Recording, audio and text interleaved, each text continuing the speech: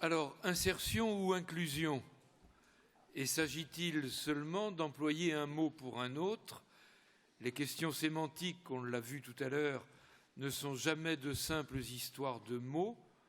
L'usage des mots, c'est l'usage de la langue, et celle-ci, justement, vient déterminer un certain rapport à la réalité. La langue, de ce point de vue, nous fait penser et, au-delà, nous fait agir. Il nous faut donc porter notre attention sur les effets de ces notions, insertion, intégration, assimilation, inclusion, effets, c'est-à-dire effets de sens, effets du sens que prennent nos pratiques. Et c'est M. Philippe Blanchet qui poursuit avec nous cette réflexion sur l'usage des mots. Il est professeur de sociolinguistique et de didactique des langues à l'université Rennes 2. Il est spécialiste de la diversité linguistique et culturelle dans le monde francophone et expert en politique linguistique et éducative. Chercheur et enseignant engagé contre toutes les discriminations, membre de la Ligue des droits de l'homme, auteur notamment d'un ouvrage intitulé « Discrimination, combattre la glottophobie ». Alors je lui laisserai le soin de nous donner à comprendre ce qu'est la glottophobie. Merci, Monsieur Blanchet. Merci beaucoup. Bonjour. Merci de votre accueil. Merci de m'avoir invité à prendre la parole pour réfléchir avec vous aux usages de ces notions et donc des termes qui sont utilisés pour les produire et pour les diffuser. Je ne vais pas trop parler de glottophobie malgré tout, parce que ce n'est pas tant le sujet. Cela dit, si après dans les échanges la question se pose, puisqu'indirectement on va toucher à la question des discriminations, on pourra développer un peu plus rapidement. Je vais essayer d'être un peu rapide parce qu'on a pris un peu de retard et on ne voudrait pas l'accroître. Donc je vais vous proposer, je vérifie, oui ça marche, d'abord quelques points de repère pour que vous suiviez le raisonnement que je vais suivre moi aussi dans mon exposé. Donc je vais d'abord vous dire de quel point de vue je prends la parole, parce que je crois qu'il n'y a pas de mots et de discours neutres, ils sont toujours émis d'un certain point de vue qui permet de les interpréter, de les recevoir et de les discuter. Ensuite, je prendrai le temps de réfléchir avec vous à ce qu'on appelle l'opération de nomination. Qu'est-ce qui fait qu'on a nommé quelque chose, assimilation, intégration ou inclusion? Et puis de développer avec vous l'idée que entre le sens, les significations et ce que ça présuppose et donc en fait ce que ça préimpose dans les idées sous-jacentes au discours, il y a un certain nombre de points de repère et de vigilance à avoir. Et puis je me pencherai de mon point de vue sur ce renouvellement terminologique autour du développement du terme inclusion dans l'action sociale et éducative en général. Et puis, je vous proposerai un petit détour pour réfléchir au processus d'inclusion du point de vue des repères qui sont les miens, que je vais exposer juste après. Et puis, vous proposer éventuellement des termes en contrepoint, en tout cas un terme en contrepoint, vous le voyez en bas de l'écran au point 7, puisqu'il s'agirait d'envisager la notion d'hospitalité comme alternative ou complément à la notion d'inclusion. Alors, d'abord préciser le point de vue duquel je vous parle. Moi, ma discipline de rattachement à l'université, c'est les sciences du langage.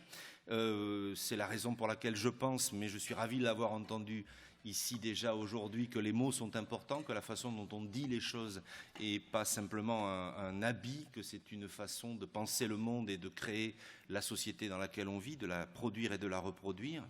Au sein des sciences du langage, ma spécialité est la sociolinguistique. Alors c'est une spécialité qui n'est pas forcément bien connue.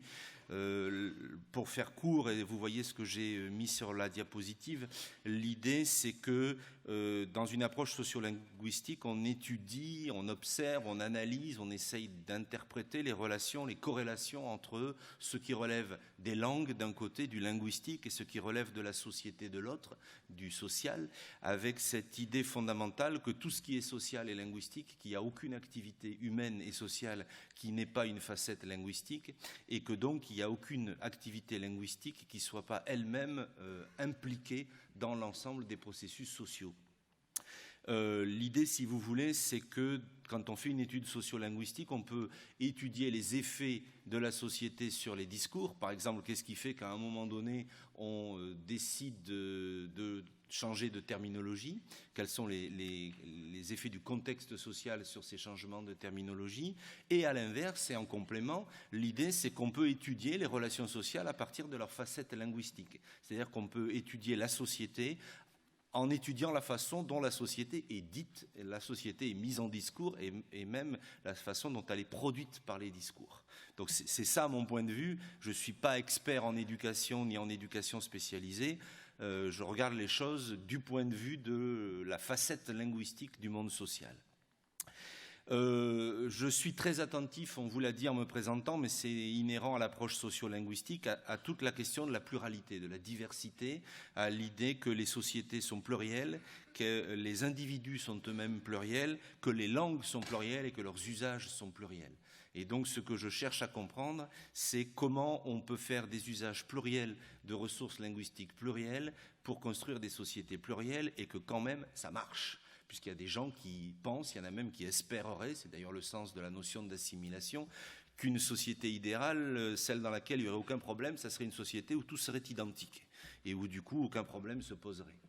Je constate que c'est jamais le cas, je crois même que c'est pas possible, et donc j'essaye de comprendre comment ça marche, comment c'est une ressource et non pas un problème que cette diversité, cette pluralité. Et puis, parce que j'étudie les situations plurilingues, parce que j'étudie les sociétés francophones un peu partout dans le monde, je travaille sur la question des relations interculturelles. Qu'est-ce qu'il se passe quand il y a des gens qui se perçoivent comme différents, qui se perçoivent comme ayant une altérité, une identité altéritaire, une identité altérité qui n'est pas la même.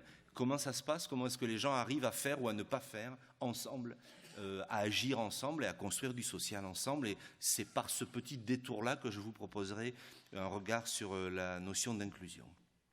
Alors d'abord, réfléchir sur ce que c'est que l'opération de nomination. Alors pour réfléchir sur ce que c'est, plutôt que de vous proposer ma propre réflexion, j'en ai trouvé qui me semble particulièrement signifiante et bien faite, et donc je vais vous lire trois petites citations.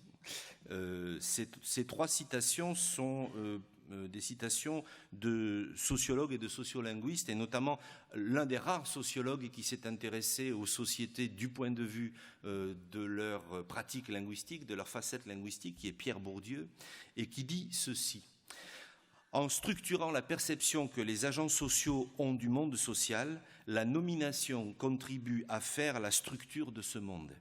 La nomination appartient à la classe des actes d'institution et de destitution plus ou moins fondés socialement, par lesquels un individu agissant en son nom propre ou au nom d'un groupe signifie à quelqu'un qu'il a telle ou telle propriété, lui signifiant du même coup d'avoir à se comporter en conformité avec l'essence sociale qui lui est ainsi assignée.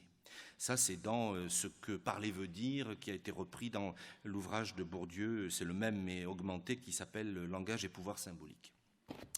Une citation d'une sociolinguiste, analyste du discours de presse, Roselyne Coren, qui dit ceci: « Il arrive fréquemment que les dénominations retenues ne constituent que la partie visible d'un raisonnement d'autant plus puissant qu'il reste implicite. » Et enfin, une citation de Voloshinov, dont on pense qu'il s'agissait peut-être de Mikhail Bakhtin, qui aurait publié cet ouvrage sous un pseudonyme. Ça fait toujours débat. Cet ouvrage a été traduit en français en 1977. Il est paru sous le régime stalinien en URSS, et donc il est paru de façon cachée parce qu'il posait des problèmes politiques. Et dans cet ouvrage, Marxisme et philosophie du langage, l'auteur écrit cette chose brève et importante pour nous, je crois: le mot fonctionne comme un élément essentiel accompagnant toute création idéologique, quelle qu'elle soit.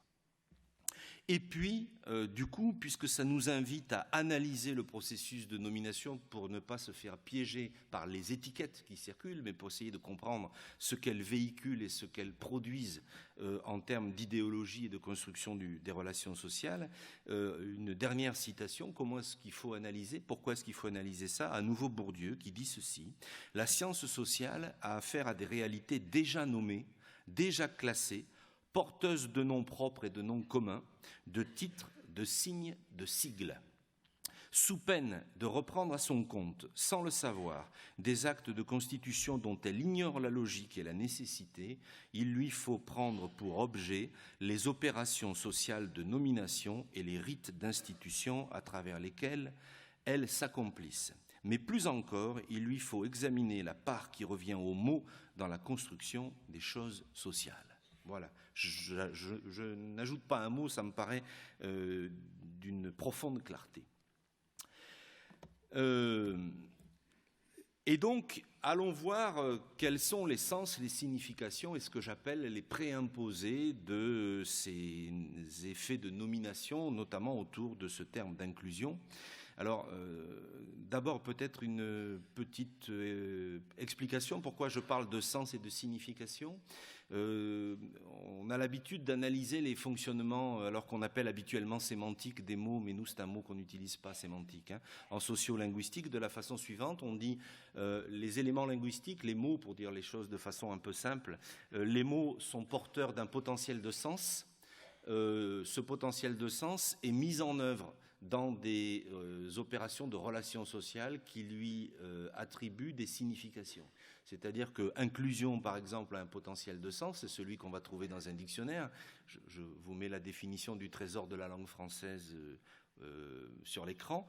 Et puis, il va falloir voir, et c'est ce que je vais voir avec vous juste après, comment ce potentiel de sens aboutit à des significations. Il est assez fréquent que les mots soient utilisés avec des effets de signification qui peuvent être extrêmement différents et même totalement contradictoires. C'est-à-dire qu'on peut employer le même mot en lui attribuant des significations qui sont contradictoires les unes avec les autres. Et pourtant, c'est le même mot. Il faudrait ne pas croire qu'un mot a un sens et que ce mot est le même pour tout le monde. Et donc, si je regarde ce que le Trésor de la langue française, qui est le plus grand dictionnaire du français qui a été élaboré et qui est mis à jour en permanence par le CNRS, qu'est-ce qu'il nous dit d'inclusion? Il nous dit ceci: l'inclusion, c'est l'action d'inclure et le résultat de l'action, je vais y revenir, état d'une chose incluse naturellement ou accidentellement dans une autre, présence d'un corps étranger dans un ensemble homogène auquel il n'appartient pas. Et le potentiel sémantique de base est quand même relativement lourd de ce point de vue-là. C'est un terme qui a été développé dans les discours scientifiques à partir du XIXe siècle, plutôt pour parler des microbes qui rentrent dans le corps, vous voyez ce que je veux dire, que pour parler de phénomènes sociaux. Ce terme est dérivé du verbe inclure, et quand on regarde ce que le TLF nous donne de inclure, il nous dit ceci: inclure, c'est mettre, comprendre quelque chose dans un autre chose qui le contient, au figuré, contenir, renfermer en soi, impliquer comme conséquence. Sur cette base, on peut aller voir un certain nombre d'usages sociaux, de discours sociaux, et j'ai commencé par celui qui nous réunit ici, c'est-à-dire le discours d'orientation de ces assises de Nantes aujourd'hui, et j'ai relevé dans ce discours de présentation le texte suivant: l'inclusion est un processus qui permet aux personnes en danger de pauvreté et d'exclusion sociale de participer à la vie économique, sociale et culturelle, d'être impliquées dans les prises de décision qui affectent leur vie et bénéficier d'un meilleur accès à leurs droits fondamentaux. Et on s'appuie pour ça sur une source du Conseil de l'Europe qu'on retrouve sur le site du gouvernement français. Il y a aussi une citation issue de l'UNESCO qui dit que l'inclusion, c'est le respect des droits. Et vous voyez que déjà, on a deux définitions qui sont relativement différentes, sinon partiellement contradictoires. Une chose qui m'a frappé, et c'est pour ça que je l'ai mise en italique, c'est le... Pardon, excusez-moi, j'ai oublié de changer la diapositive. Je l'ai mise en italique, c'est le « en danger de pauvreté ». Qui me semble intéressant parce que ça veut dire que, en danger de pauvreté, donc d'exclusion sociale, l'idée c'est que l'inclusion c'est quelque chose qu'on pourrait mettre en œuvre alors même que les personnes ne sont pas exclues. ce qui demande réflexion. Inclure des gens pas exclus. S'ils ne sont pas exclus, peut-être qu'ils sont quand même inclus. Donc pourquoi faudrait-il inclure des gens qui sont déjà inclus puisqu'ils ne sont pas encore exclus? Oui. Bon, alors je peux comprendre que c'est une histoire de processus croisé, vous en savez plus que moi là-dessus, mais en tout cas, la formulation m'a un peu titillé. Je me suis dit, tiens, c'est étonnant comme façon de dire les choses. C'est le Conseil de l'Europe. Hein, bon. Il y aurait donc des gens qui seraient par nature destinés à l'exclusion. Il faudrait empêcher qu'ils soient exclus et les inclure probablement. Je me suis ensuite penché sur des textes de l'éducation nationale parce que c'est mon secteur d'intervention et d'observation privilégié, hein, l'éducation aux langues et par les langues. Et donc, il y a des textes de l'éducation nationale. Je vous ai mis les liens. Je pense qu'après le diaporama vous sera mis à disposition. Vous pourrez aller vérifier les textes en question. L'éducation nationale dit, par exemple, ceci. L'école inclusive, c'est ça, pour expliquer ce que c'est que l'école inclusive. Le droit à l'éducation pour tous les enfants, quel que soit leur handicap, est un droit fondamental. La loi sur la refondation de l'école consacre pour la première fois le principe d'inclusion scolaire. Je n'ai pas mis en italique, mais ce serait assez marrant de repérer le pour la première fois, ce qui voudrait dire que jusqu'à cette loi-là, l'école dite de la République n'avait pas pour principe l'inclusion, peut-être même l'exclusion. Une autre définition, l'école inclusive, une dynamique qui s'amplifie en faveur des élèves et des étudiants en situation de handicap. Il s'agit là de l'annonce du programme par la ministre de l'Éducation nationale. Enfin, une école qui n'exclut plus les élèves en grande difficulté, qui n'exclut plus est intéressant, hein, les élèves en grande difficulté ou en situation de handicap, et on parle aussi beaucoup dans le système éducatif d'élèves à besoins particuliers. C'est une autre expression qui revient très très souvent. Toujours dans le lexique de l'éducation nationale, rapport annuel des inspections générales 2009, puisqu'il s'agit là des élèves dits, selon les périodes, en gros étrangers, nouveaux arrivants, hein, donc supposés non francophones. Ça dit ceci, leur handicap linguistique tend à être de moins en moins reconnu.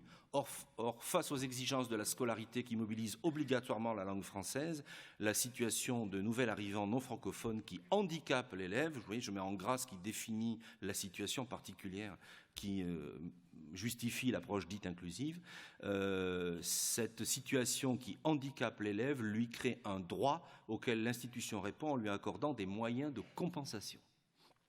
Dernier exemple d'usage social du terme, toujours dans les textes de l'éducation nationale. Il s'agit d'un rapport sur grande pauvreté et réussite scolaire, et vous voyez que du coup on sort de la question strictement scolaire dans ce rapport. L'analyse des pratiques de temps libre des enfants montre tout d'abord que, voilà comment on les définit, les enfants des secteurs de l'éducation prioritaire, ça doit vous parler, peuvent beaucoup moins que les autres compter, pardon, j'ai oublié de changer, oui c'est embêtant quand on a deux systèmes, excusez-moi, mais je vous le lis de toute façon. Hein. Les enfants relevant des secteurs de l'éducation prioritaire peuvent beaucoup moins que les autres compter sur leur environnement familial pour leur permettre de s'ouvrir au monde. Leur famille est, moins que les autres, le lieu privilégié de mise en lien avec les ressources culturelles extérieures. Et donc, si je fais, ce coup-ci je n'oublie pas, une synthèse des significations que je trouve dans ces usages institutionnels, importants parce qu'ils orientent les politiques et les pratiques, y compris professionnelles, des enseignants et des éducateurs en général, on aboutit en gros à ces fameux présupposés qui sont préimposés, c'est que l'inclusion concerne uniquement ou au moins prioritairement des personnes posées comme différentes, elles sont infériorisées dans les discours par rapport à une majorité supposée homogène qui sert de norme.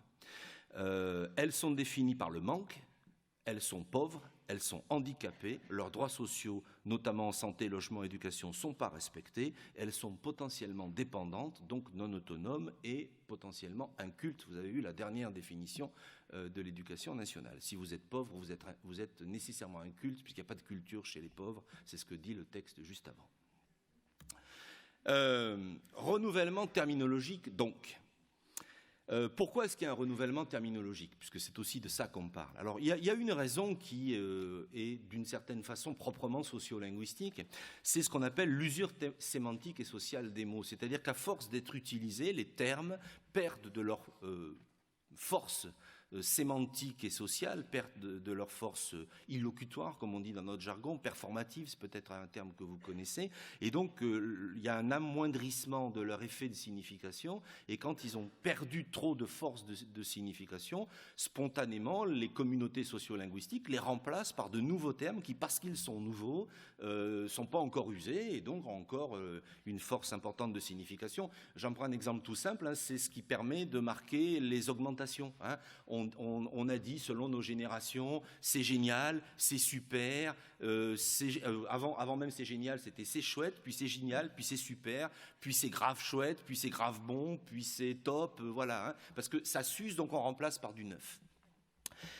Pourquoi est-ce qu'il y a des renouvellements terminologiques? C'est aussi parce qu'il y a justement des effets de la contestation des préimposés. Il y a des gens qui contestent la terminologie, qui disent mais cette terminologie-là essaye de nous imposer des contenus philosophiques, politiques, idéologiques avec lesquels on n'est pas d'accord, et donc on conteste la terminologie elle-même. Voilà pourquoi il y a des gens qui ont contesté assimilation, on en a parlé tout à l'heure, du coup on a dit intégration, puis on a contesté intégration, du coup on a dit insertion ou inclusion. Et puis parce que quand vous dites les choses autrement, symboliquement, vous vous positionnez autrement. Il ne faut pas oublier qu'à chaque fois qu'on parle, non seulement on dit quelque chose, mais on dit qui on est. Selon ce qu'on parle, comment on le parle et quelle terminologie on emploie, ça dit quelque chose de votre identité sociale. Et individuelle aussi, en l'occurrence sociale. Et donc, quand vous dites les choses autrement, vous vous repositionnez par rapport à ceux qui tenaient les discours employant d'autres mots. Et il ne faut pas nier cet effet-là aussi. Il faut imaginer que dans les gens qui renouvellent la terminologie, il y a des gens qui veulent aussi se montrer sous un nouveau jour. Ça peut d'ailleurs être les mêmes qui pensent avoir changé de ce point de vue-là.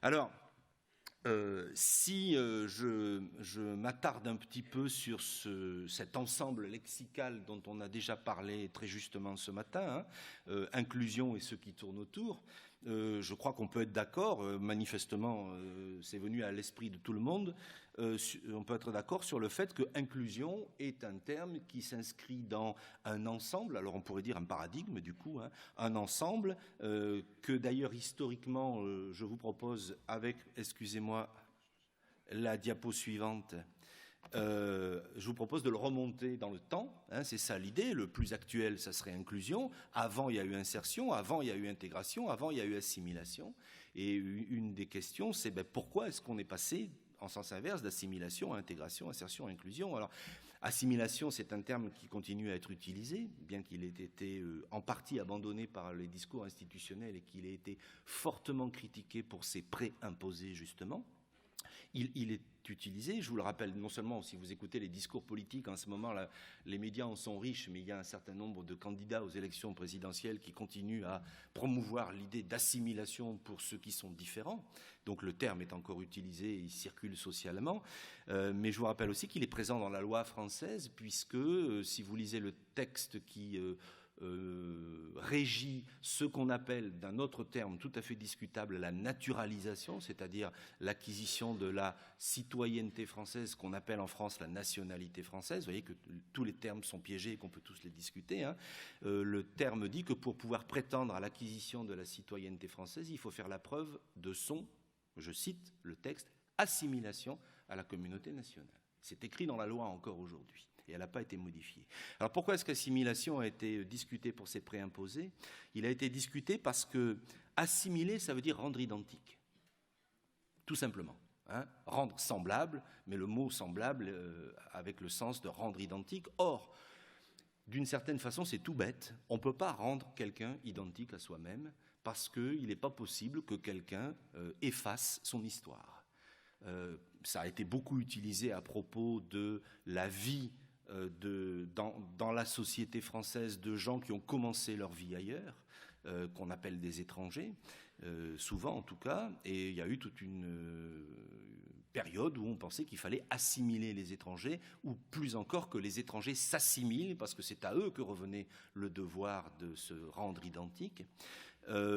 Sauf que humainement, c'est pas possible. Quelqu'un qui a déjà un vécu, une histoire, une socialisation, des compétences culturelles, linguistiques, des façons de vivre, de voir le monde. Il ne peut pas effacer, ce n'est pas le disque dur d'un ordinateur, on ne peut pas tout remettre à zéro et puis réimplanter une nouvelle histoire. L'histoire de vie, elle ne fait que se poursuivre. Et donc l'assimilation, tout simplement, elle est, en tout cas linguistiquement et culturellement, je vous parle de ce que je connais, elle est totalement impossible. Donc viser l'assimilation des personnes, c'est un fantasme idéologique, c'est absolument irréalisable sur le plan éducatif et social.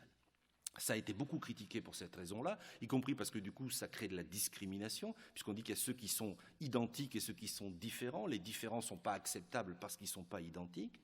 Et du coup, le terme a suffisamment été critiqué pour qu'il soit remplacé par le terme intégration, qui au départ disait l'intégration, c'est des gens qui sont différents, qui éventuellement viennent d'ailleurs, et qui vont apprendre à vivre avec nous, en même temps que nous apprenons à vivre avec eux, en faisant un bout de chemin chacun l'un vers l'autre, qui permettra de construire des choses communes, mais aussi de garder des choses différentes, puisque la différence est définitoire des fonctionnements humains et sociaux. Il s'est passé ce qui se passe. Souvent, le terme intégration a été recyclé comme un synonyme caché d'assimilation. C'est un grand classique, hein. Moi je vois ça dans le secteur de l'enseignement des langues. Vous proposez une toute autre façon d'enseigner les langues. Dans les années 70, on a développé ce qu'on a appelé les approches communicatives. Il fallait enseigner les langues tout à fait autrement, par et pour la communication et non plus à partir d'apprentissage de listes de vocabulaire et de règles de grammaire. Et puis dans les faits, ça continue encore aujourd'hui, c'est-à-dire presque 50 ans plus tard, on continue à enseigner les langues. On appelle ça approche communicative, mais on n'a rien changé. On continue à faire apprendre aux enfants la liste des verbes irréguliers en anglais, à leur faire des exercices de grammaire à l'école. Donc c'est un grand classique, cette résistance au changement du corps social, résistance pour des raisons de conviction idéologique difficiles à ébranler. Et donc le fait que vous mettez un mot nouveau, les gens veulent bien changer l'étiquette, alors ils ont enlevé assimilation, ils ont mis intégration, mais finalement il reste exactement le même projet sociopolitique sous la nouvelle étiquette. Du coup, ce terme est devenu suspect, il a été à nouveau discuté, critiqué, il s'est usé aussi, il a été utilisé à tort et à travers avec des significations tellement différentes qu'on ne savait plus de quoi on parlait ou comment s'y retrouver, et sont apparus ces fameux termes plus récents que sont l'insertion et l'inclusion. L'insertion est arrivée plutôt du secteur des activités socio-économiques et socio-professionnelles. Hein. Les apparitions du terme, quand on voit son contexte, là j'ai pas le temps de vous montrer tout ça, j'ai vérifié, c'est dans des discours autour de ce qu'on appelait à un moment donné l'intégration par l'emploi, hein. C'était l'insertion socio-économique, il fallait s'insérer socio-économiquement. Et inclusion est apparue effectivement, surtout développée dans le monde éducatif et social, on vous l'a dit tout à l'heure, à partir des années 2000, mais il s'est vraiment répandu à partir du début des années 2010.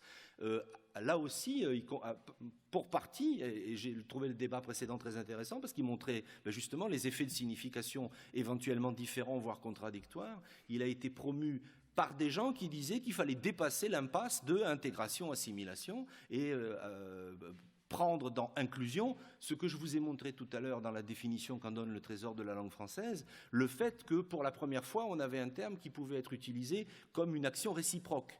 Hein, c'est à la fois le processus d'entrée dans et c'est le processus du corps social en l'occurrence de prendre en son sein. Donc il y avait un travail mutuel, celui qu'on souhaitait autour de la notion d'intégration, qu'on retrouve autour de la notion d'inclusion. Hein. Inclure, c'est à la fois entrer et laisser entrer, si vous voulez.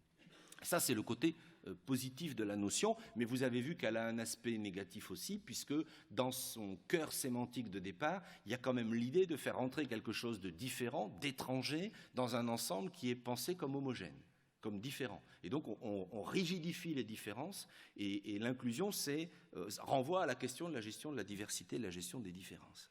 Et puis il me semble, mais ça j'ai pas eu le temps de le vérifier, parce que ça demande un travail d'investigation important comme vous pouvez l'imaginer, que inclusion est apparue après exclusion et qu'il est une conséquence de la notion d'exclusion sociale. Et que pour répondre à ce qu'on a appelé, ce qu'on a nommé processus de dénomination, l'exclusion sociale, on s'est dit, puisqu'il y a exclusion et qu'on veut lutter contre l'exclusion, on va prendre le pendant contradictoire, le contraire de l'exclusion, c'est l'inclusion. Et donc on va développer des politiques, des actions d'inclusion sociale pour empêcher l'exclusion sociale. Et donc, on partirait plutôt du présupposé qu'il y a, en tout cas, ou du constat, qu'il y a de l'exclusion et qu'il faut répondre à l'exclusion par des processus contraires, donc d'inclusion. Un processus contre l'autre, si vous voulez, de ce point de vue-là. Je voulais vous proposer aussi ce fameux détour par ce que nous propose l'analyse des relations interculturelles, qui est pas éloigné de la question, puisqu'il s'agit finalement de voir comment des gens différents peuvent faire du social ensemble, avoir des interactions, créer de la relation, créer même du neuf, un monde social nouveau qui serait issu du croisement, de l'enrichissement mutuel de leurs apports. Une chose intéressante quand on analyse la question des relations interculturelles, c'est l'analyse de comment se développe ce qu'on appelle le sentiment d'appartenance, dont l'un dépendant est justement le fameux processus d'identification. Globalement, je fais court aussi, excusez-moi, peut-être que vous allez trouver ça un peu schématique, mais ça sera une base de discussion.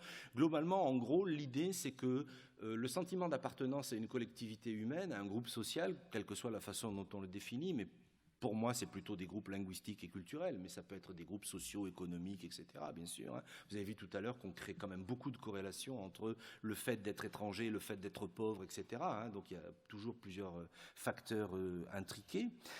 Comment ça fonctionne, ce sentiment d'appartenance à une collectivité et à un groupe? Ça fonctionne en gros par un système à 3 bandes, pour ceux qui aiment le billard. En gros, l'idée, c'est que l'inclusion, je vais faire exprès de prendre ce terme, dans un groupe humain, fonctionne vraiment, on peut considérer qu'elle est réalisée, l'appartenance à un groupe humain, s'il y a accord sur cette appartenance, à la fois par le sujet concerné, le soi, par les autres membres du groupe en question, le nous, et par les non-membres du groupe en question. C'est-à-dire, je peux dire « je suis breton » si moi, j'ai le sentiment d'appartenir à une communauté humaine définie par des attributs et nommés comme étant les Bretons, à condition que ceux qui se définissent déjà comme étant dans cette communauté me reconnaissent la qualité d'être breton, et que ceux qui ne sont pas bretons reconnaissent qu'il existe des Bretons et que j'en fais partie. Donc, système à 3 bandes. Moi, les autres Bretons, les non-Bretons. Je dis ça parce que je suis un immigré en Bretagne, je suis provençal et j'y vis depuis 30 ans et je trouve que ce processus est un exemple intéressant. Vous pouvez transposer ce système à 3 bandes, je crois, à tous les processus d'inclusion, d'appartenance, d'identification à des groupes. Et il y a évidemment des moments où ça ne marche pas bien. C'est-à-dire, par exemple, je pense que j'appartiens à tel groupe, mais le groupe en question ne me reconnaît pas. Donc ça veut dire que je suis dans un processus, on appelle ça, nous, dans l'analyse des relations interculturelles, une identité de référence. C'est ma référence, mais elle n'est pas encore effective, puisque je ne partage pas cette identité collective du point de vue des autres membres de ce groupe. Donc il y a ce point-là qui est intéressant, et puis il y a aussi dans l'analyse des relations interculturelles l'idée que une relation interculturelle, c'est quelque chose qui part d'un sentiment d'altérité, d'un sentiment de différence, mais j'aime mieux la notion d'altérité, d'un sentiment d'altérité, et que par une transformation mutuelle issue du contact entre des altérités, on va pouvoir progresser vers, alors je dis progresser, c'est volontairement un terme axiologique, c'est volontairement une conviction. On pourrait considérer que ce n'est pas un progrès, mais moi je considère que c'est un progrès. On va progresser vers quelque chose qui va être ce que j'appelle le faire ensemble, qui me semble être plus intéressant que le vivre ensemble. Et donc du coup, on va aboutir à quelque chose qu'on appelle dans ce secteur de recherche le métissage linguistique et culturel, c'est-à-dire que des gens différents, marqués par une altérité, vont petit à petit s'influencer les uns les autres, se découvrir, apprendre les uns les autres, et puis construire quelque chose de nouveau qui sera non plus l'identité A ou l'identité B, la langue A ou la langue B, le groupe A ou le groupe B, mais un nouveau groupe C, qui sera le résultat du métissage du A et du B. Pardonnez-moi encore une fois pour l'idée simpliste, mais je trouve cette démarche intéressante, cette analyse intéressante, parce qu'elle nous apprend une chose, c'est que les relations interculturelles ne fonctionnent vraiment que quand il y a création réciproque de quelque chose de nouveau. Les relations interculturelles, ce n'est pas l'assimilation, c'est tout le contraire de l'assimilation. C'est pas, il y a des gens différents qui viennent devenir comme moi, c'est il y a des gens qui sont différents de moi et je suis différent d'eux, parce qu'il n'y a pas de raison que ce soit mon point de vue seul qui permette de mesurer la différence, l'altérité. Et c'est parce que nous sommes conscients de ces différences et du travail qu'on va faire sur ces différences qu'on va produire du vivre ensemble, qu'on va produire une nouvelle façon de faire société, et donc on va arriver à faire ensemble. Je vous disais tout à l'heure, je préfère faire ensemble que vivre ensemble, parce qu'on peut parfaitement imaginer des gens qui vivent ensemble en étant seulement, disons, juxtaposés les uns à côté des autres. C'est déjà pas mal s'il n'y a pas d'agression, de violence, de refus, de rejet, d'exclusion, mais je trouve que la capacité à faire des choses ensemble est un indice bien meilleur de la construction du social que le simple fait de vivre ensemble. Même si vivre ensemble, c'est déjà pas mal. Et je pense que le retour par l'analyse des relations interculturelles, ça nous donne des éléments, ça nous donne des pistes. En tout cas, je les propose à votre réflexion pour réfléchir à ce processus désormais désigné sous ce terme qui a des avantages et des inconvénients d'inclusion. Et puis, pour terminer, donc, du coup, pardon, excusez-moi, merci, c'est bien qu'il y ait quelqu'un qui pense avec moi à moi. J'ai pas l'habitude d'habitude, j'appuie sur mon ordinateur et ça change tout seul. Et là, il y a deux systèmes à gérer en même temps. Manifestement, ça dépasse mes capacités cognitives. Je dois avoir un côté Shadok, vous savez, s'il y a un truc dans une case, il ne peut pas y en avoir deux. Merci beaucoup. C'est pour ça qu'on est toujours plus intelligent et plus efficace à plusieurs que tout seul. La preuve. Surtout avec lui, bien sûr. Donc l'inclusion, ça a des avantages et ça a des inconvénients. L'un des inconvénients majeurs, je crois, c'est que si l'inclusion est sélective, elle crée systématiquement et elle renforce l'exclusion. C'est-à-dire soit l'inclusion, mettons qu'on garde ce terme, on pourrait décider de ne pas le garder, soit l'inclusion est totale, elle est non sélective. Donc elle est par définition non exclusive. Et dans ce cas-là, pourquoi pas, on peut considérer qu'on met en place un processus, une dynamique positif. Mais si cette inclusion est exclusive, c'est-à-dire si on inclut certains et pas d'autres, si on inclut certains groupes humains, certains individus ou à des degrés divers, on t'inclut à condition que tu aies atteint tel seuil, mais on ne t'inclut pas si tu n'as pas atteint tel seuil, on va au final, puisqu'on en inclut certains et pas d'autres, renforcer l'exclusion de ceux qui ne sont pas inclus par le processus d'inclusion. Et donc il faut être très attentif, ça c'est Morin qui m'a beaucoup appris ça, la pensée complexe, c'est que toute action humaine porte en elle-même sa contradiction. Et donc dès lors qu'on veut inclure, on risque d'exclure. Ça ne veut pas dire qu'on le fait forcément, bien sûr, mais qu'on risque d'exclure, et je crois que c'est une chose à laquelle vous comme moi, nous sommes tous attentifs. Je vous propose aussi ce terme alternatif qui est la notion d'hospitalité, qui est une notion qui me paraît efficace et à laquelle je suis attaché. Alors pourquoi hospitalité ? Parce que si vous regardez à nouveau dans le trésor de la langue française, on vous dira que l'hospitalité, je fais une synthèse de la définition, c'est à la fois le droit et le devoir d'accueil et de protection. Ça se définit aussi comme étant une sociabilité généreuse. Et le droit et le devoir d'accueil et de protection par une sociabilité généreuse, je suis comme la collègue de tout à l'heure, moi j'adhère à fond à l'idée que si c'était vraiment ça, si on pouvait s'approcher de cet horizon, on vivrait sans doute dans un monde meilleur. Ce qui est important aussi avec la notion d'hospitalité, c'est le fait que la notion d'hôte, l'hôte c'est la personne qui met en œuvre l'hospitalité, c'est le même étymon latin, que la notion d'hôte est une notion mutuelle, une notion réciproque. L'hôte, c'est à la fois la personne qui accueille et la personne qui est accueillie, et on la nomme de la même façon. Et je trouve que ce qui pourrait paraître une ambiguïté est une très belle complémentarité. C'est-à-dire que l'inclusion, pour revenir à inclusion, si on la pense comme une hospitalité, c'est à la fois quelqu'un...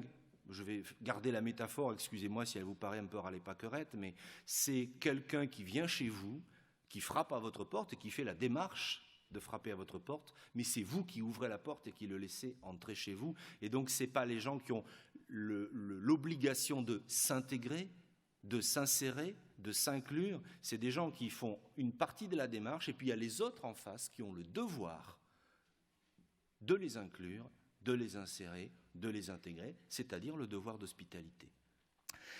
Et je pense que du coup, ça serait peut-être pas mal de se dire que tout ça, ça nous renvoie, mais ça a été dit tout à l'heure, y compris par vous-même, à finalement quelque chose de très profond et de très général. C'est que tout ça, c'est finalement que des aspects qui actualise un projet de société, un projet profondément philosophique et politique, au fond une conception de qu'est-ce que c'est que la société, qu'est-ce que c'est que le social. Est-ce que la société, c'est le fait de construire de l'identique, donc de vouloir assimiler et donc d'exclure ceux qui sont différents, ou est-ce que la société, c'est le fait de faire ensemble dans la pluralité, donc de vivre ensemble et même de faire ensemble dans la pluralité, c'est-à-dire l'idée qu'une société peut parfaitement fonctionner, et il y en a plein d'exemples sur Terre bien sûr, hein, sans que les gens soient identiques ni même similaires les uns aux autres.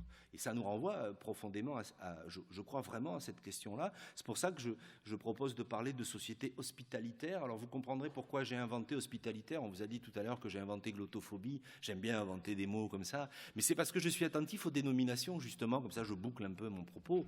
Je ne voulais pas dire hospitalière, parce qu'hospitalière, ça renvoie aussi à l'hôpital. Or, on sait très bien que l'une des dérives de l'exclusion, c'est la pathologisation. C'est un grand classique à l'école aujourd'hui. Hein. Dès que les enfants sont un peu différents de la norme standard à laquelle ils doivent se conformer, on soupçonne une pathologie. Ils sont 10 quelque chose, et etc., etc. On m'a encore raconté il n'y a pas longtemps l'histoire de 2 adolescents qu'on a fini par envoyer au centre départemental d'action sociale d'une petite ville de Bretagne-Gallo, près de Rennes, où je vis, parce qu'on pensait qu'ils avaient des gros problèmes de langage. Ils étaient vraiment, ça allait pas, c'était très bizarre. En fin de compte, tout simplement, ils parlaient gallo, parce qu'ils venaient d'un milieu rural où c'était leur langue de communication, qui est une langue comme les autres, mais aussitôt c'était pathologisé. Et vous savez comme moi à quel point on prend toute différence comme une déviance, voire comme une déficience, et dans une société très modélisante et très identitariste, au sens de se rendre tous aussi identiques. Et je trouve que la notion de société hospitalitaire est une notion qui pourrait nous parler, pour ne pas dire une société hospitalière. Dans le diaporama qu'on vous fera, je pense, circuler ou qu'on mettra à votre disposition, excusez-moi, merci. S'ils s'y mettent à 2 maintenant, ils voient que avec le temps, la fatigue et la tension tombent. J'ai mis une petite bibliographie où vous aurez des sources sur cette réflexion autour des questions de dénomination et des effets idéologiques de catégorisation. Et j'en termine. On m'avait demandé de ne pas dépasser 40 minutes. Je suis à 39. Merci de votre attention.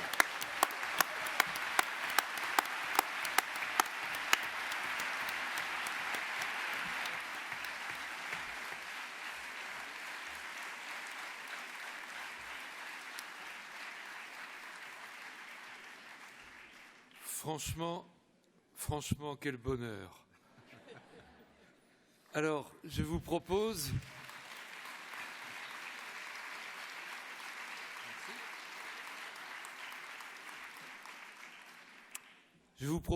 que nous débordions de 10 minutes, pas plus, mais que ces 10 minutes, nous les mettions à profit pour établir quelques échanges, quelques questions-réponses. Je sais qu'il y a 2 micros portables disponibles, donc je vais demander à 2 personnes de bien vouloir s'occuper de les faire tourner. Ça doit être prévu déjà, mais on va essayer de bouger là-dessus. Et puis, si vous voulez bien, essayer d'entrer en dialogue. Alors, avec évidemment Brigitte Bouquet d'une part, Stéphane Corbin également, et Philippe Blanchet, pardon. Excusez-moi. Alors, on a la possibilité de revenir sur tous les termes. Oui, je vous en prie. Oui, juste 2 choses. Quand vous avez parlé donc du sens des mots, le mot inclusion, d'ailleurs comme les autres, me donne l'effet de donner toute la responsabilité aux personnes que l'on considère comme étant des exclus. Et il n'y a aucun mot qui prend en compte le fait que s'ils sont exclus, c'est qu'il y a bien quelque chose dans le fonctionnement de la société qui les a mis aussi dans cette position-là. Et bon, ça, c'est la première question sur la responsabilisation Enfin, le fait que ce mot responsabilise peut-être pas tout à fait la bonne personne. Et l'émotion fait que j'ai perdu le reste. Oui, et puis simplement aussi décider de quoi on est exclu. Parce que nous, on travaille à côté d'un centre où il y a des SDF. Et étonnamment, dans les SDF, il y en a qui sont plus inclus que d'autres. C'est-à-dire qu'ils finissent par faire partie du paysage et ils sont donc inclus dans quelque chose que tout le monde connaît. Il y en a d'autres qui arrivent et qui du coup sont encore plus exclus que ceux qu'on nomme exclus. Alors de quoi on est exclu ? ça pose quand même, il me semble, la question à des tas de niveaux. Voilà. Merci. Alors, je vous en prie, et puis l'un, l'autre, allez-y. Si on veut être attentif aux mots qu'on emploie, vous avez raison de pointer celui-là. On pourrait remplacer, la proposition m'est venue en vous écoutant, au lieu de dire les exclus, on devrait dire les rejetés. Et comme ça, on ferait porter la responsabilité sur le corps social qui fait que ces gens sont positionnés en dehors du corps social. Regardez, vous avez dit SDF. C'est compliqué la réflexion sur les mots, on devient très embêtant. Hein. Sans domicile fixe. Je crois que surtout leur problème, c'est qu'ils sont sans domicile. Parce qu'avoir un domicile qui n'est pas fixe, c'est moins difficile à vivre. Enfin, on peut quand même se laver. Enfin, vous voyez bien ce que je veux dire, être au chaud quand il fait froid. Mais la norme sociale, c'est si vous avez un domicile, il est fixe. Donc, vous êtes sans domicile fixe. Il y en a même qui aspirent à avoir un domicile mobile. Un domicile mobile, oui. Le nomadisme. Un mobile home. Oui. Stéphane ? Brigitte Bouquet ? Oui, je vous en prie. Oui, je vais encore être positive, moi, parce que ce que nous disent les usagers avec qui on travaille beaucoup en ce moment, c'est pas en termes de responsabilisation au niveau négatif, c'est qu'ils voient qu'ils peuvent avoir une parole et décider eux-mêmes si oui ou non. Et leur responsabilité, c'est de prendre la parole pour dire ce qu'ils pensent. Et là, ils la réclament. Donc, effectivement, il y a les deux sens. Si on ne fait pas attention, on les responsabilise, ou si on fait très attention, ou si on les écoute, comme ils disent, qu'on les écoute jamais assez dans le travail social. Ça fait mal d'entendre ça, mais parce qu'ils trouvent qu'on est trop sur leurs problèmes. Et si vous nous écoutez, à ce moment-là, nous, on devient une personne, on est la responsabilité éthique. C'est le sens éthique auquel je prends et pas la responsabilité au sens pénal. Voilà. Est-ce que quelqu'un d'autre souhaite ? Oui ? Alors on vous apporte un micro. Vous voulez bien lever la main qu'on vous voit bien ? Oui. Il y a quelqu'un là-bas. Et puis ensuite le micro viendra devant. Hein ? D'accord, donc juste d'abord exprimer un consentement aux propos tenus ce matin par les trois intervenants, qui pour ma part m'éclairent. Alors je suis directeur général d'une des associations organisatrices de la journée. En même temps, je suis un peu embêté. Alors j'ai compris qu'il fallait une approche quand même dialectique et pour le moins, circonstanciée de ce nouveau terme inclusion, là, qui est en tout cas le dernier dans la chaîne que vous avez exposée. En même temps, moi, il y avait deux termes qui m'intéressaient bien jusque-là, qui étaient le terme d'intégration et le terme d'insertion. Parce que je situais, c'était à chaque fois une question d'appartenance finalement du sujet humain. L'insertion, je le voyais du point de vue, disons, de la société. On disait qu'un sujet humain était inséré parce que du point de vue du social, il avait une place dans l'endroit. Alors que l'intégration, je voyais plus du côté du sujet lui-même, comment il se sentait dans cet espace, dans cette appartenance ou pas. D'ailleurs, on parle plutôt de sentiment d'intégration et on ne parle pas de sentiment d'insertion. Et ce nouveau terme d'inclusion me gêne parce que finalement, je ne sais pas où le situer.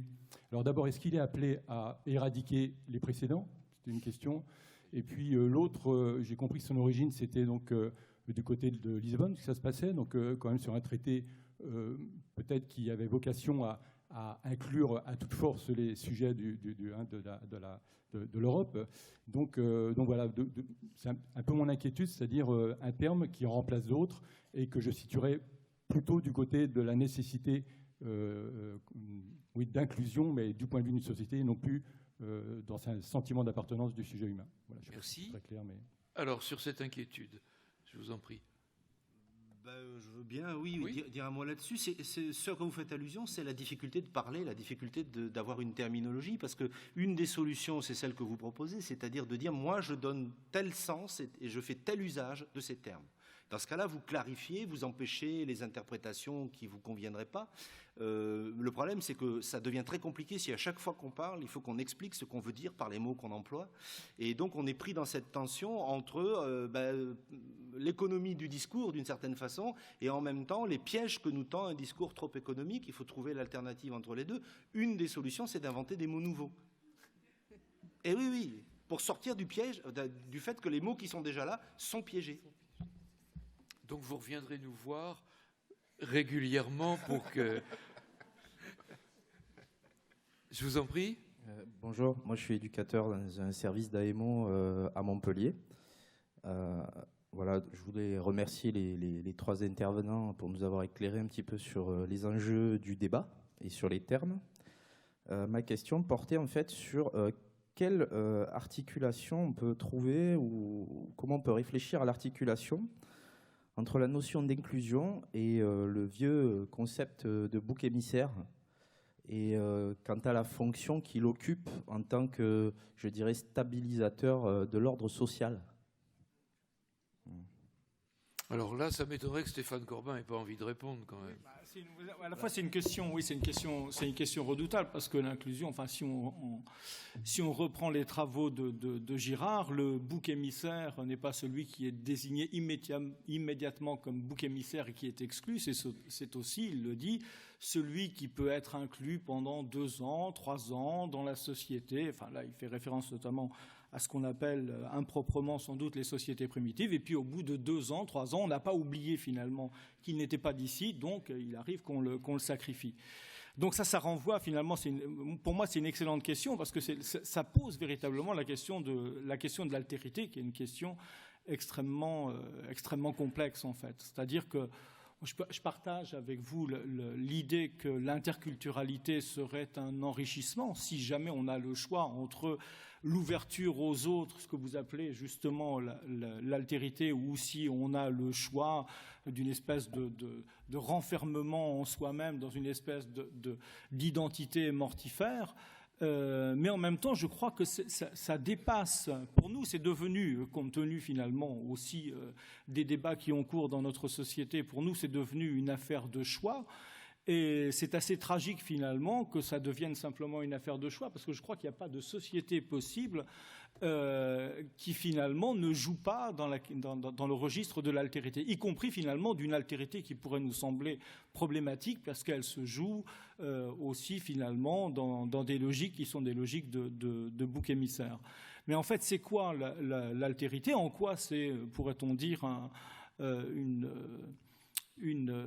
un invariant anthropologique? Eh bien, c'est parce que finalement, nous ne sommes nous-mêmes. Là, il ne s'agit pas de nier finalement l'identité. L'identité n'est pas seulement mortifère, mais nous ne sommes nous-mêmes qu'à la condition finalement que nous ayons des relations à l'autre. Je crois que c'est presque peut-être la 4e bande du billard, c'est que finalement, même si on n'a pas de relation concrète avec l'autre, nous ne nous définissons comme ce que nous sommes, qu'à la condition finalement que nous regardions aussi finalement dans l'autre. Et c'est ce qu'on appelle tout simplement finalement aussi la nécessité de la relation à l'autre. C'est ce que Lévi-Strauss appelle la prohibition de l'inceste, c'est-à-dire l'obligation de l'exogamie. Ça en dit long finalement sur l'effondrement culturel de l'autre côté des États-Unis quand on sait les propos que Trump a tenus sur sa fille. Mais enfin, ça... Alors, je vous propose que nous donnions peut-être un dernier mot à Brigitte Bouquet, si elle le souhaite.